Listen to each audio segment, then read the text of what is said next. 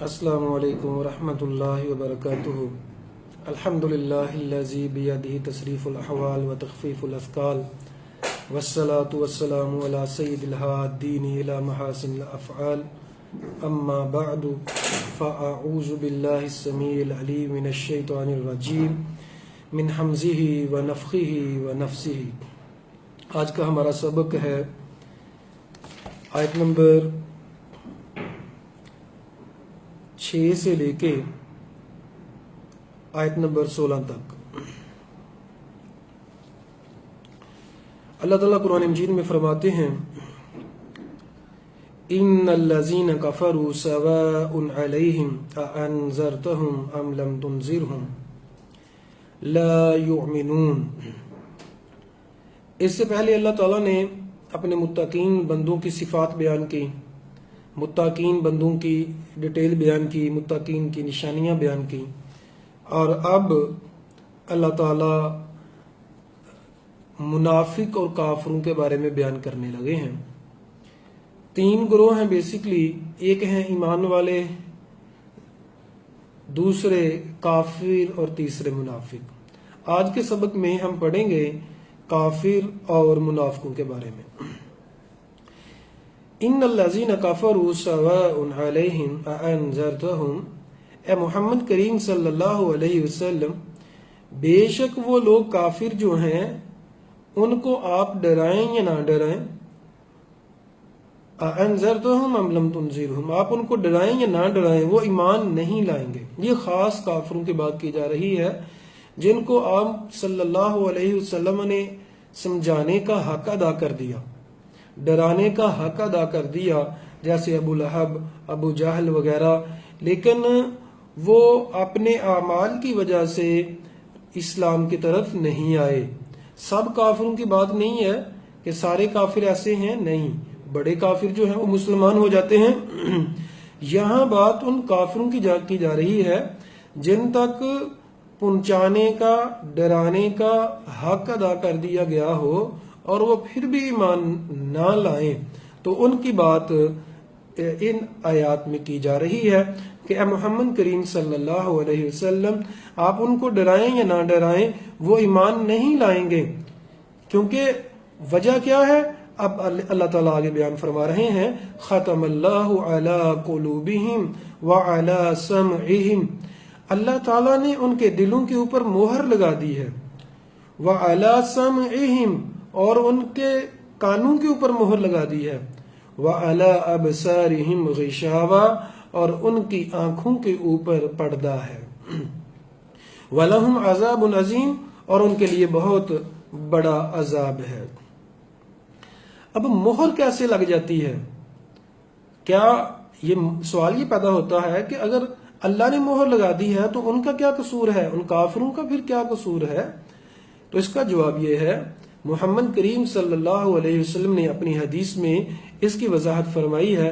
فرمایا جب کوئی بندہ گناہ کرتا ہے اس کے دل پہ کالا نقطہ لگ جاتا ہے، اگر وہ توبہ استغفار کر لیتا ہے اللہ تعالیٰ اس نقطے کو مٹا دیتے ہیں، لیکن اگر وہ توبہ استغفار نہیں کرتا دل کالا ہوتا جاتا ہے، کالا ہوتا جاتا ہے، ایک وقت آتا ہے دل سارے کا سارا کالا ہو جاتا ہے۔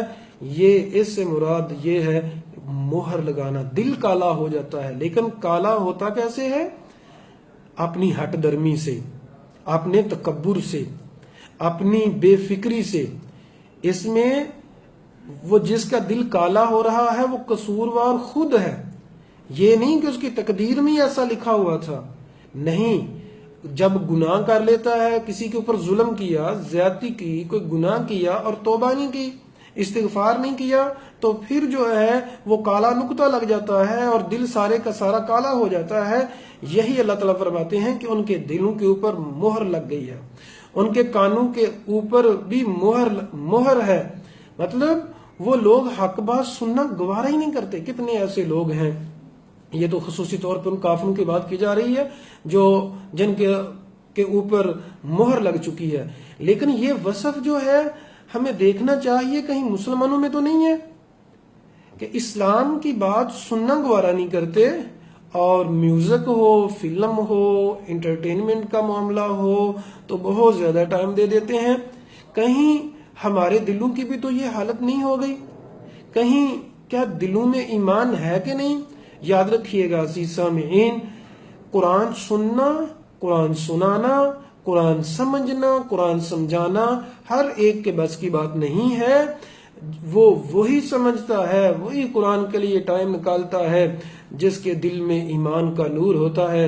جس کے دل میں ایمان کا نور نہیں ہے اس کو آپ اس کو فی بھی دے کے اس کو پڑھائیں گے تو وہ پھر بھی دل لگا کے نہیں پڑھے گا، وہ پھر بھی تقوی اختیار نہیں کرے گا۔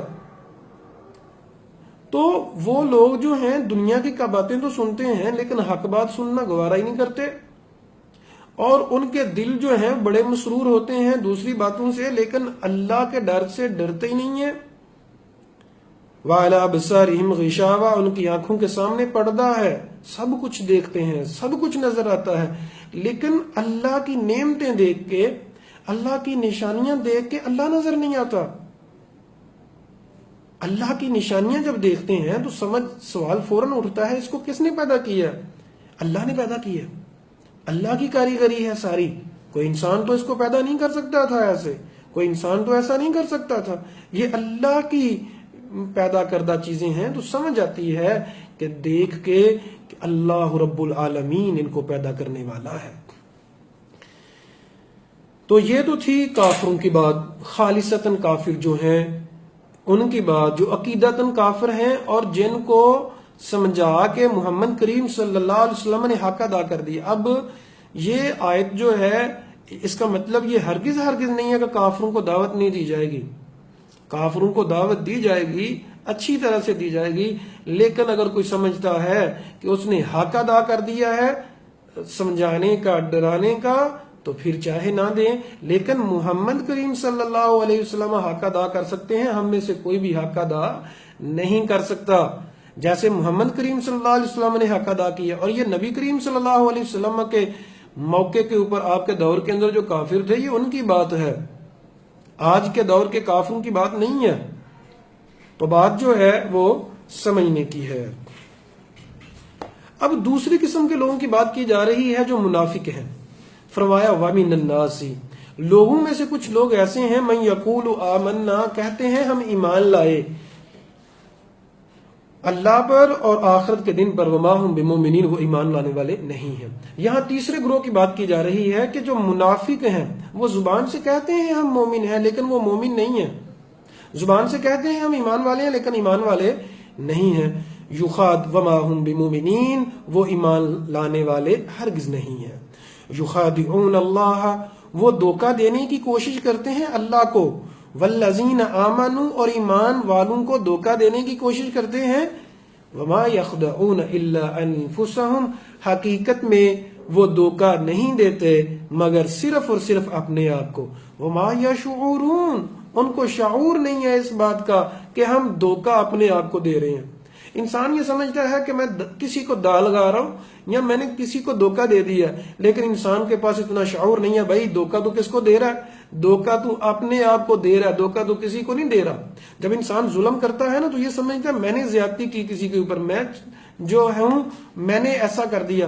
بھائی اللہ کے بندے تو کسی کے ساتھ ظلم نہیں کر رہا، تو اپنے ساتھ ظلم کر رہا ہے۔ تو دھوکہ کسی کو نہیں دے رہا، تو اپنے آپ کو دھوکہ دے رہا ہے، کیونکہ اگر تجھے یہ سینس ہوتی تو کسی کو دھوکہ دینے کا سوچتا بھی نہ۔ تو اللہ تعالیٰ فرماتے ہیں کہ یہ لوگ سمجھتے ہیں کہ ہم اللہ کو اور ایمان والوں کو دھوکہ دینے کی کوشش کرتے ہیں، کوشش کر رہے ہیں یا دے رہے ہیں۔ اللہ فرماتے ہیں حقیقت میں وہ اپنے آپ کو دھوکہ دے رہے ہیں لیکن انہیں پتہ نہیں ہوتا۔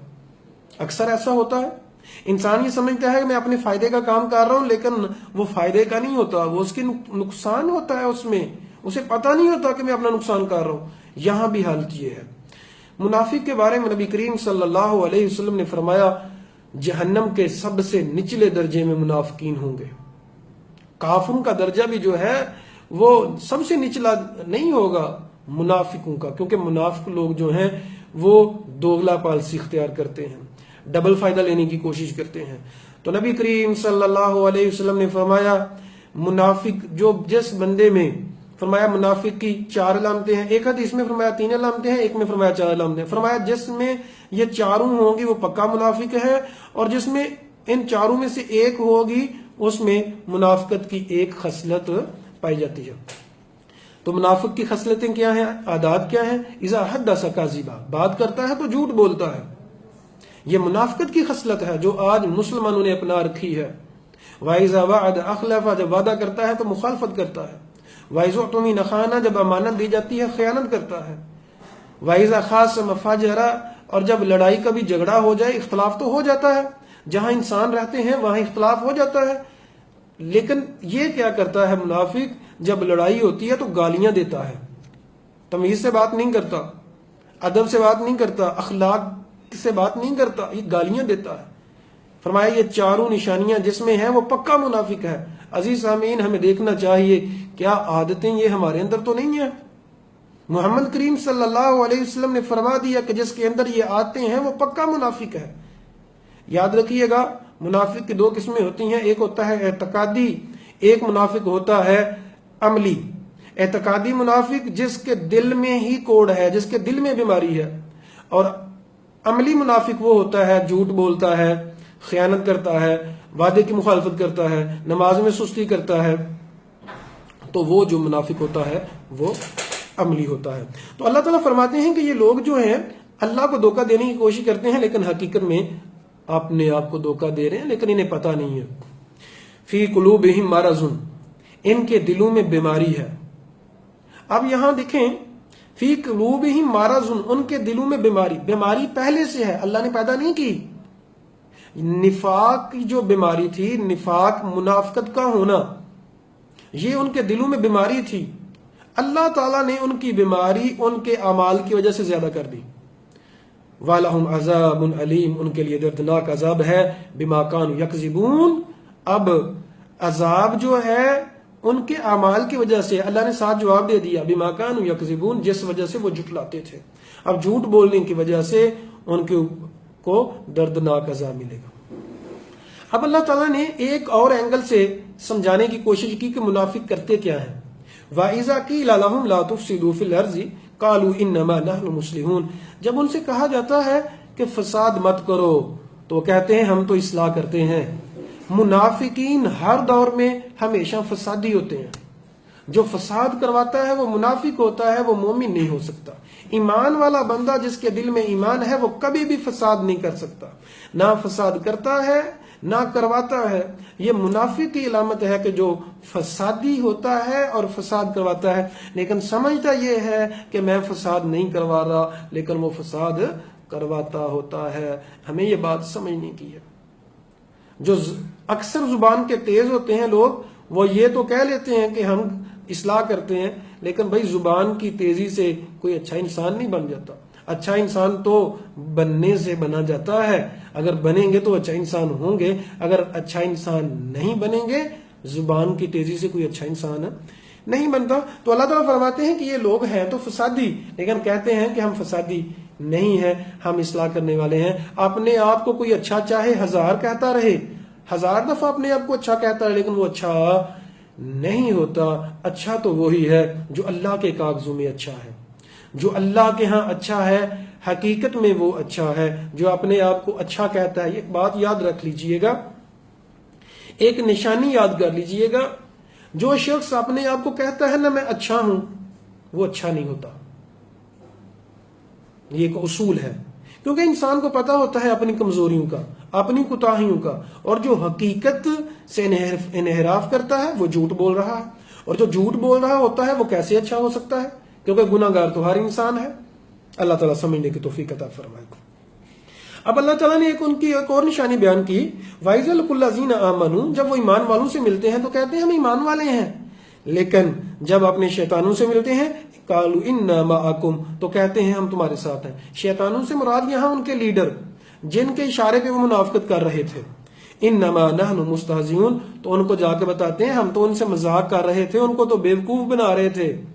اللہ یستہزئ بہم، اللہ ان کے ساتھ مذاق کرتا ہے. اللہ کیسے مذاق کرتا ہے؟ جیسے اللہ کی شان کے لائق ہے. وَيَمُدُّهُمْ فِي طُغْيَانِهِمْ يَعْمَهُونَ، اور اللہ تعالیٰ ان کو ان کی سرکشی میں ڈیل دیتا ہے. وہ سرکشی کر رہے ہیں، اللہ تعالیٰ عذاب کیوں نہیں بھیجتا؟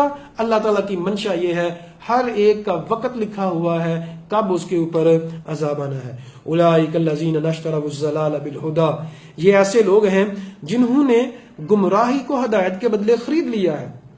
اللہ اکبر، یہ بات سمجھنے کی ہے کہ نیکی کی طرف مفت نہیں آتے۔ نماز پڑھنے کے پیسے لگتے ہیں؟ نہیں، کوئی پیسے نہیں لگتے، لیکن گناہ کرنے کے پیسے لگتے ہیں۔ مثلا کسی نے شراب پینی ہے تو شراب خریدے گا، گانے بجانے کے آلات خریدے گا، تو گناہ کے لیے پیسے لگاتے ہیں لیکن ہدایت مفت میں لینے کے لیے تیار نہیں ہے۔ یہ بات سمجھنے کی ہے، ہمیں غور و فکر کرنا چاہیے، کہیں ہمارا معاملہ تو یہ نہیں ہے۔ فرمایا کہ یہ لوگ جو ہیں ہدایت تھی مفت میں، ہدایت کو نہیں لیا لیکن گمراہی کو خرید کے لیتے ہیں۔ فمار ابیحت تجارتہم، ان کی تجارت نے ان کو نفع نہیں دیا، وما کانوا مہتدین، اور نہ ہی تھے یہ ہدایت پانے والے۔ تو کل کے سبق اور آج کے سبق کا خلاصہ یہ ہے، اللہ تعالیٰ نے 3 گروہوں کے بارے میں بیان کیا، قرآن مجید میں آگے چل کے بھی یہ ڈیٹیل اللہ بیان کرتے رہیں گے۔ ایک تو اللہ کے بندے ہیں، ان کی اپنی مرضی نہیں ہوتی، اللہ کے بندے ہیں۔ نبی کریم صلی اللہ علیہ وسلم نے فرمایا دنیا سجن المومن و جنت الکافر، دنیا جو ہے مومن کے لیے قید خانہ ہے، کافر کے لیے جنت ہے۔ مومن کی اپنی مرضی نہیں ہوتی، بندہ مینز غلام، اور غلام اپنی مرضی نہیں کر سکتا، وہ اللہ کی مرضی کے مطابق چلتا ہے، وہ اللہ کے پسندیدہ بندے ہیں۔ اللہ تعالی ہمیں ان بندوں میں سے شامل فرمائے۔ دوسری قسم اللہ نے بیان کی کافروں کی، جو کافر ہیں۔ تیسری قسم اللہ تعالیٰ نے منافقین کی بیان کی۔ اللہ تعالیٰ سے دعا ہے اللہ تعالیٰ ہمیں کافروں سے اور ان کی عادات سے بچائے، اور منافقین کے وصفوں سے اور عادات سے بچائے۔ آمین ثم آمین۔ اقول قولی ھذا استغفر اللہ لی ولکم ولسائر المسلمین۔